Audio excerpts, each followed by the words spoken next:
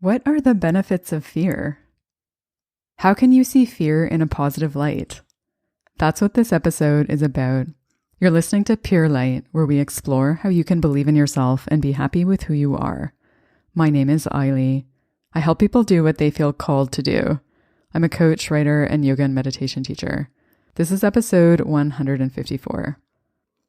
So 2 episodes ago, in the episode on what fear really is, I talked about how I faced one of the fears I had about writing my book and how that freed up a lot of energy for me to keep going with the writing.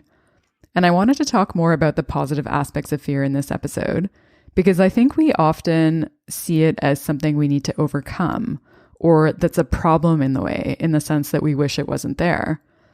And honestly, even though I keep doing my best to face it when it comes to writing, it keeps popping up. It's almost like whack-a-mole in a way. And I could look at this as a bad thing, as something that shouldn't be happening, but that will only create resistance. Or I can accept that this is how it's going to be and choose to look at the upside. So that's what I'm going to talk about in this episode. So whether fear is an illusion in the mind, or whether it's based on something real that's actually happening now, it's trying to protect you from something. So that's the upside of fear. It's trying to keep you safe. Fear is your body's way of communicating to you that there's some kind of a risk or uncertainty. And it's an emotion. Emotions are just energy trying to flow through you. So it's trying to say to you, pay attention here. It's up to you to discern what it's trying to tell you. So you can sit and breathe and ask yourself, is this a sign that there's some danger? Is this a sign that I need to change my path or tweak my approach or do something different? So that may be true. It could be that the fear is a warning sign or a red flag saying to you that you need to be careful about how you move forward. And if that's the case, you can take appropriate action based on the wisdom that you gather from your fears.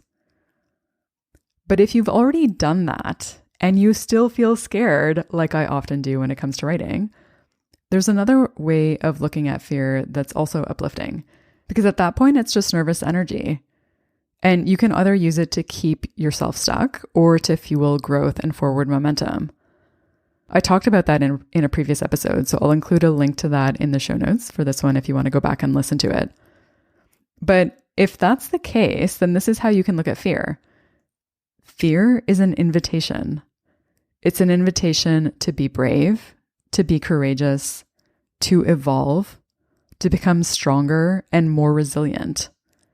So it's an invitation to become the next evolution of yourself.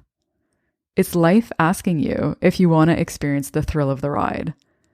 Because if you think about it, courage can't exist without fear. Courage only comes to life when fear exists, when there is that uncertainty and risk and vulnerability. And when that's true, fear becomes an invitation to become the person that we're meant to be, to fulfill our potential. Steven Pressfield said, the more scared we are of a work or calling, the more sure we can be that we have to do it. And if that's the case, I highly recommend breathing. Fritz Perls said, fear is excitement without breath. So breathing and tuning into the wisdom of your fears will help you determine what you need to do next, or it may help turn that fear into excitement. Fear is a gift because it's trying to protect you from something. It's up to you to figure out whether that's from actual danger or whether it's from expanding into the next evolution of yourself. And only you can figure out if fear is a sign saying, don't do this, or this is exactly what you have to do. Thanks so much for listening. Until next time, may you be guided by your light.